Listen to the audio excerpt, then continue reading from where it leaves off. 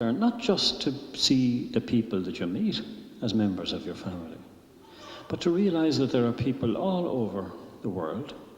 There are lots of boys and girls like you, just like you, who don't have what you have. A couple of months ago I was in Peru because we have 2 Limerick priests working there. As far as I could see, most of the houses that the people lived in had no proper roofs. A kind of straw mat thing on the roof.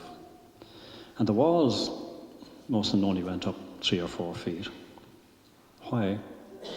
Because they could only buy a few bricks at a time. It took them years to build a house. And there are people living in parts of the world where they're always hungry.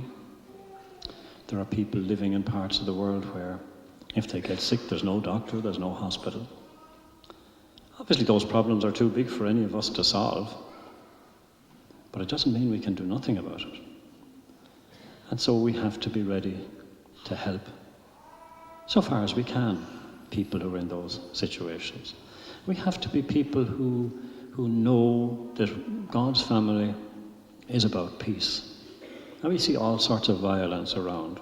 We see violence in our own city, unfortunately. We see violence in various parts of the world. We see revenge and hatred. And we say, oh, that's awful. But there's not much use in saying that awful if those things are in our own hearts. So the place that we have to start in using the gifts, in trying to recognize God's family, is in our own hearts.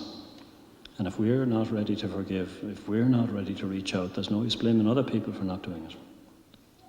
And it's a big challenge, and that's why we're here with you. We're here with you, all of us, not just to celebrate. We're here to pray with you. We're here to pray for you. Because all the people who are here that love you want you to be the best person you can possibly be. And that involves more than just being famous or just being rich. It's about being the kind of person who can be a reliable friend. Being the kind of person who can reach out generously to people who need them. And that's what we really want to see in you. Because that's how you learn, how you use the gifts that you receive today.